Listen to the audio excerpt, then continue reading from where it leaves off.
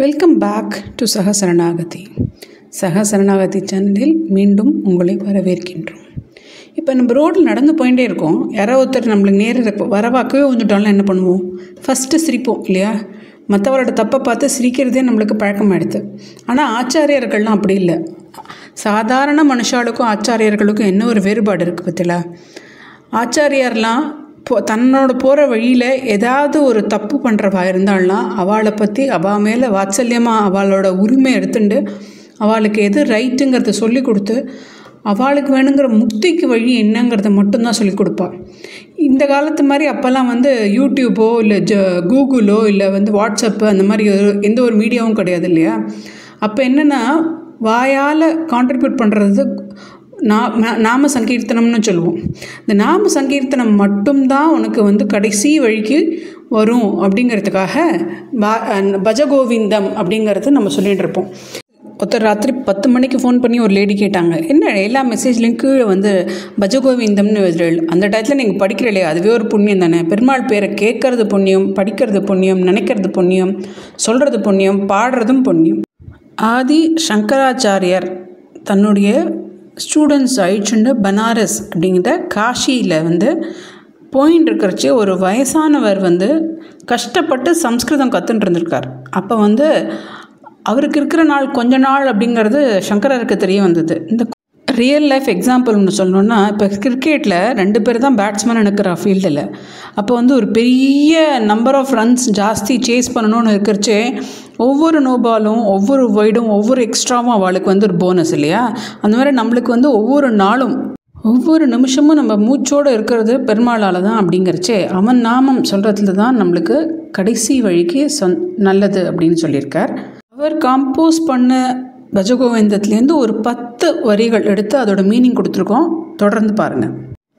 குருவை நினச்சிட்டு மீனிங் பார்க்கலாம். ஆன்மீகத்தை நிலைநாட்ட வந்தவருக்கும் அனைத்து நம்பிக்கைகளின் ஆளுமையாக இருப்பவருக்கும் தெய்வீகத்தின் மிகப்பெரிய உருவாக இருப்பவரும் அந்த ராமகிருஷ்ணருக்கு என்னுடைய வணக்கங்களை தெரிவித்துக் கொள்கிறேன் அப்படின்னு ஓப்பனிங் ப்ரேயர்ஸை சொல்லிவிட்டு முதல் வரியில் சொல்கிறார், கோவிந்தாவை வணங்குங்கள். முட்டாள்களே, உங்கள் மரணத்தின் போது இலக்கண விதிகள் ஆர் என்ன விதமான மெட்டீரியலிஸ்டிக் லைஃப்பும் உங்களை காப்பாற்றுறது கோவிந்த நாம சங்கீர்த்தனம், கோவிந்த நாம நினைவு மட்டும்தான் காப்பாற்றும்.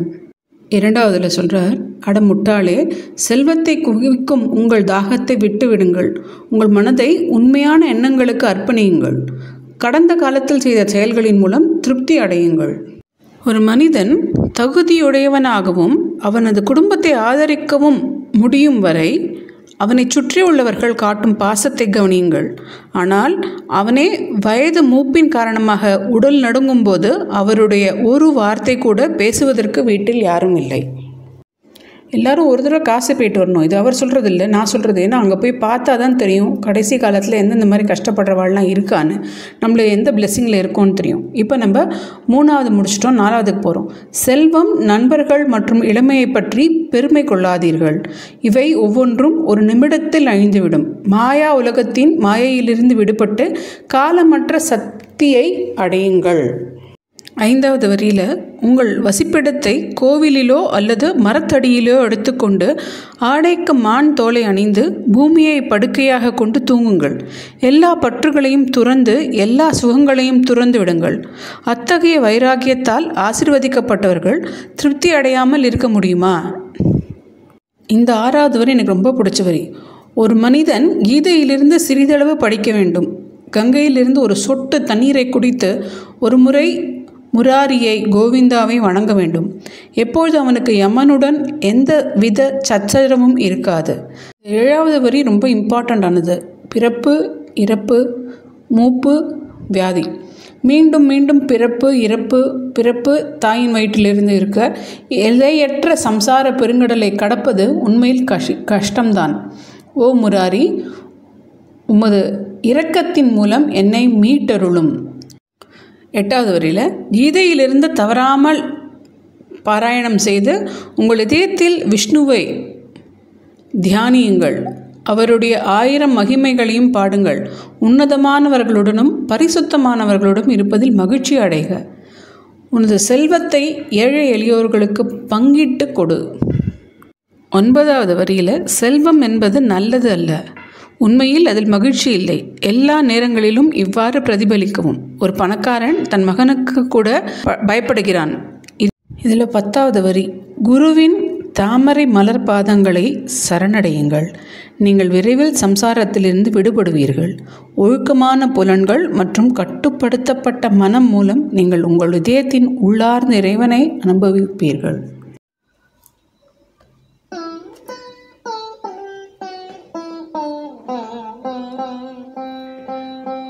ஸ்ரீ குருப்யோ நமஹ. ஹரி ஓம். Bhajagovindam by Sri Adi Shankaracharya. We are giving the meaning along with the verses. Sthapakaya cha dharmasya sarvadharmasvarupine avatara varishtaya Ramakrishnaya te namaha. Bhaj Govindam, Bhaj Govindam, Bhaj Govindam, Bhaj Govindam, Govindam Bhaj Mudamate. Bhaj Govindam, Bhaj Govindam, Bhaj Govindam, Bhaj Govindam, Govindam Bhaj Mudamate.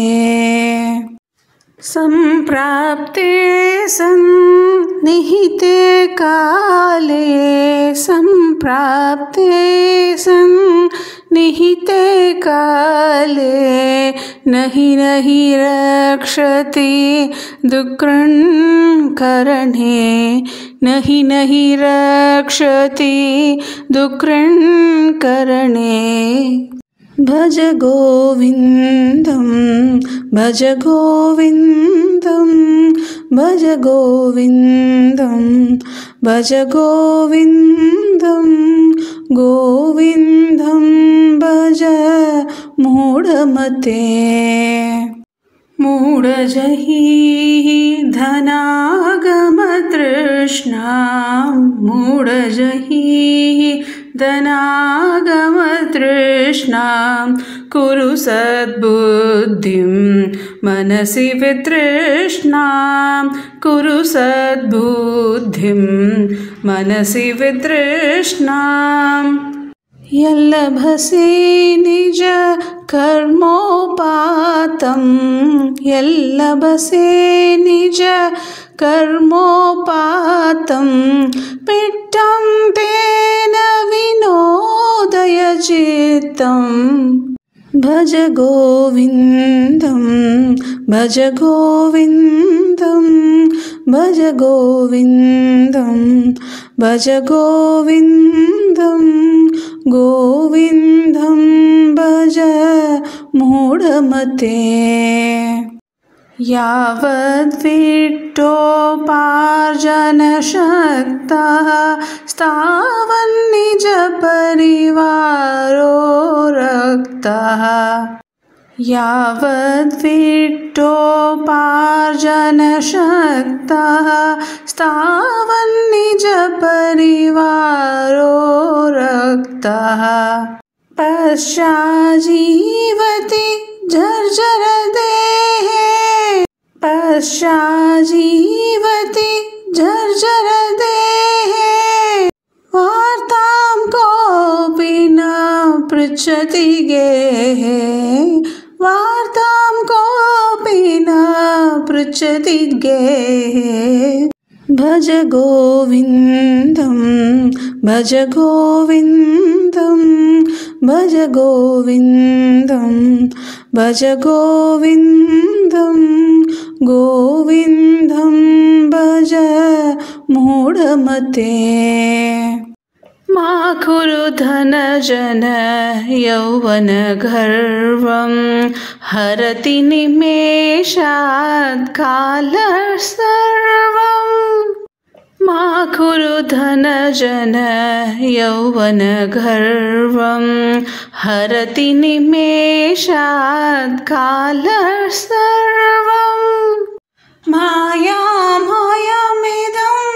अखिलं हित्वा मायामयमिदम् अखिलं हित्वा ब्रह्मपदं त्वं प्रविश विदित्वा ब्रह्मपदं त्वं प्रविश विदित्वा भज गोविन्दं भज गोविन्दं भज गोविन्दं भज गोविन्दं गोविन्दं भज मूढमते सुरमन्दिरतरुमूलानिवासः शय्याभूतलम्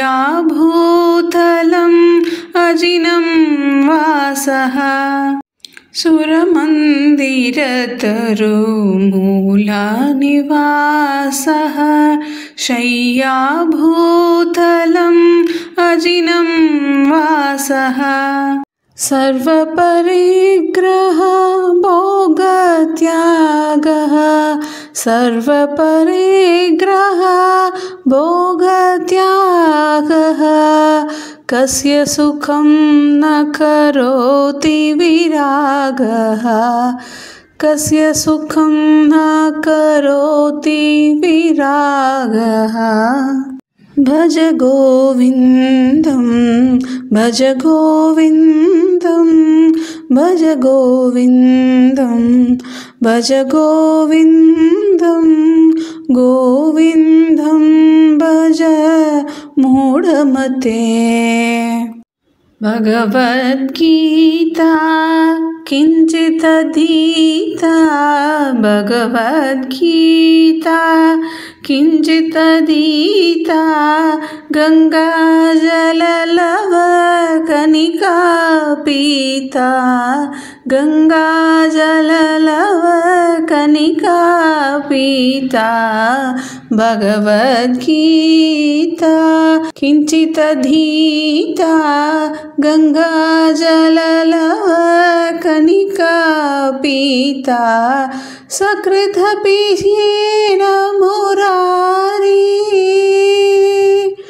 सकृदपीयेन मुरारी समर्श सकृदपीयेन मुरारी समर्श क्रियते तस्य यमेन न चर्चा क्रियते तस्य यमेन न चर्चा भज गोविन्दं भज गोविन्दं भज गोविन्दं भज गोविन्दं गोविन्दं भज मूढमते पुनरपि जननं पुनरपि जननं पुनरपि मरणं पुनरपि जननं पुनरपि मरणं पुनरपि जननी जठरे शयनं पुनरपि जननी जठरे शयनं इह संसारे बहुदुष्टारे इह संसारे बहुदुष्टारे कृपया पारे पाहि मुरारे कृपया पारे पाहि मुरारे भज गोविन्दं भज गोविन्दं भज गोविन्दं भज गोविन्दं गोविन्दं भज मूढमते गेयं गीता नाम सहस्रं ध्येयं श्रीपतिरूपमजस्रं गेयं गीता नाम सहस्रं ध्येयं श्रीपतिरूपमजस्रं नेयं सज्जन संगे चित्तं नेयं सज्जन संगे चित्तं ध्येयं दीनजनाय च वीतं ध्येयं दीनजनाय च वीतं भज गोविन्दं भज गोविन्दं भज गोविन्दं भज गोविन्दं गोविन्दं भज मूढमते अर्थमनर्थं भावय नित्यं नास्ति ततः सुखलेशः सत्यम् अर्थमनर्थं भावय नित्यं नास्ति ततः सुखलेशः सत्यम् पुत्रादपि धन भजां भीतिः पुत्रादपि धन भाजां भीतिः सर्वत्रैषा विहिता रीतिः सर्वत्रैषा विहिता रीतिः भज गोविन्दं भज गोविन्दं भज गोविन्दं भज गोविन्दं गोविन्दं भज मूढमते गुरुचरणाम्बुज निर्भर भक्तः संसारात् भवमुक्तः गुरुचरणाम्बुज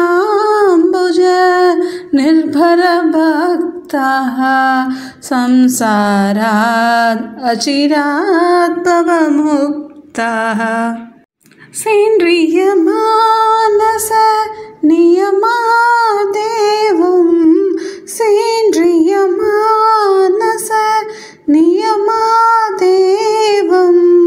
द्रक्ष्यसि निज हृदयस्थं देवं द्रक्ष्यसि निज हृदयस्थं देवं भज गोविन्दं भज गोविन्दं भज गोविन्दं भज गोविन्दं गोविन्दं भज मूढमते यदक्षरपदभ्रष्टं मात्राहीनं तु यद्भवेत् तत्सर्वं क्षम्यतां देव नारायण नमोऽस्तुते विसर्गबिन्दुमात्राणि पदपादाक्षराणि च न्यूनानि चातिरिक्तानि क्षमस्व पुरुषोत्तम புருஷோத்தமர் மட்டும் இல்லை, ஆதிசங்கராச்சாரியர் அவர்களும் மன்னிக்கணும், எம்எஸ் அம்மா அவர்களும் மன்னிக்கணும். அவள்லாம் கொடுத்த such a importance composition.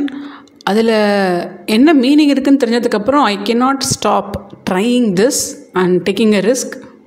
MS அம்மாவோட இன்ஃப்ளூயன்ஸில் எனக்கு தெரிஞ்சதை பாடியிருக்கேன். அதில் தான் நான் இந்த ரிஸ்க் எடுத்தேன். நீங்களும் கேட்டு ரிஸ்க் எடுத்திருக்கீங்க. Thanks for watching us and thanks for being a support. புது சப்ஸ்கிரைபர்ஸாக இருந்தீங்கன்னா ப்ளேலிஸ்ட்டில் போய் எல்லா வீடியோவோட டைட்டில்ஸையும் பாருங்கோ. அதுக்கப்புறமா அந்த ப்ளேலிஸ்ட்டில் இருக்கிற ஒவ்வொரு வீடியோவாக பாருங்கோ. லைக்கு கமெண்ட் பண்ணினீங்கன்னா உங்களுக்கு அப்புறமா அந்த பேஜை விசிட் பண்ணுறவாளுக்கு அது பார்க்கணுமா வேண்டாமான்னு ஒரு ப்ராம்ப்ட் மாதிரி இருக்கும். நீங்கள் பார்த்து பயனடைஞ்சால் மட்டும், உங்களுக்கு இந்த வீடியோ பிடிச்சிருந்தால் மட்டும் நல்லபடியாக அதை கமெண்ட் பண்ணி யூடியூப்லேயே கமெண்ட் பண்ணுங்கள், ஷேர் பண்ணி விடுங்க. உங்களோட உறவினர்களுக்கெல்லாம் அது போகட்டும். பெரியவா சொன்ன மாதிரி கோவிந்த நாமம் எப்போதுமே ஜபிச்சுட்டு இருக்கலாம். நாராயணா நாராயணம். சமஸ்த லோகா சுகினோ பவந்து.